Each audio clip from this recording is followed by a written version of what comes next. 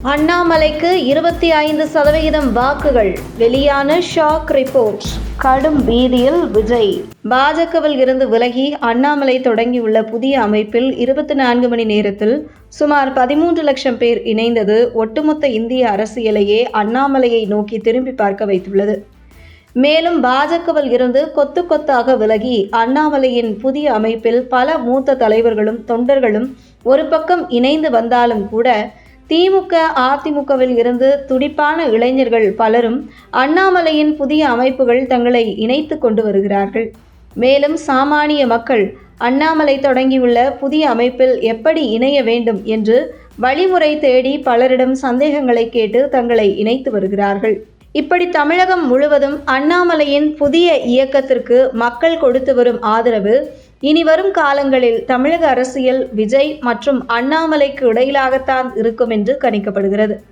அண்ணாமலை பாஜகவில் மாநில தலைவராக பொறுப்பேற்ற பின்பு அதுவரை தமிழகத்தில் கட்டியமைக்கப்பட்டிருந்த பாஜக எதிர்ப்பு, மோடி எதிர்ப்பு என்ற பிம்பத்தை உடைத்தவர்.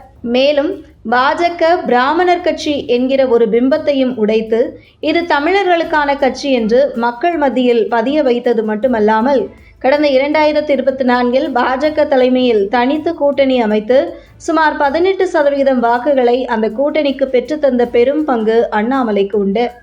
அதுவரை தமிழக மக்கள் ஒரு நல்ல தலைவனுக்கான பசியில் இருந்ததும் நாம் எதிர்பார்த்த அந்த தலைவன் அண்ணாமலைதான் என்பதை மக்கள் ஏற்றுக்கொண்டதும் கடந்த 2024 சட்டசபை நாடாளுமன்ற தேர்தலில் வெளிப்பட்டது.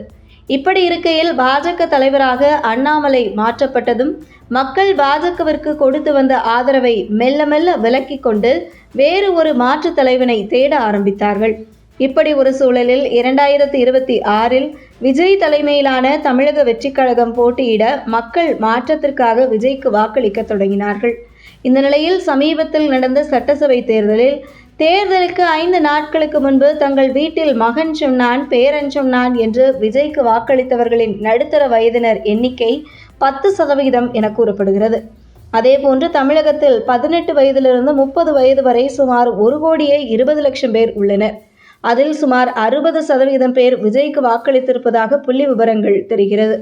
இந்த நிலையில் திமுக ஆன்டி இன்கம்பன்சி, மேலும் திமுக அதிமுகவுக்கு மாற்று என்ற தமிழக அரசியல் களத்தில் மாற்று சக்தியாக விஜய்க்கு மக்கள் கடந்த தேர்தலில் வாக்களித்தார்கள்.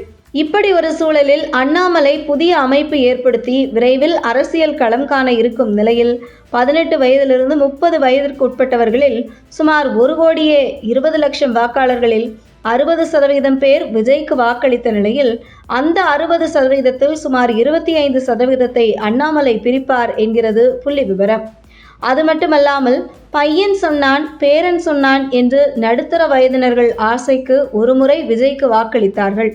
அடுத்து யார் ஆக்கப்பூர்வமான தலைவன் என்று தேர்வு செய்யும் போது அவர்களின் தேர்வு அண்ணாமலையாக இருக்கும் என்கிறது புள்ளி விவரங்கள்.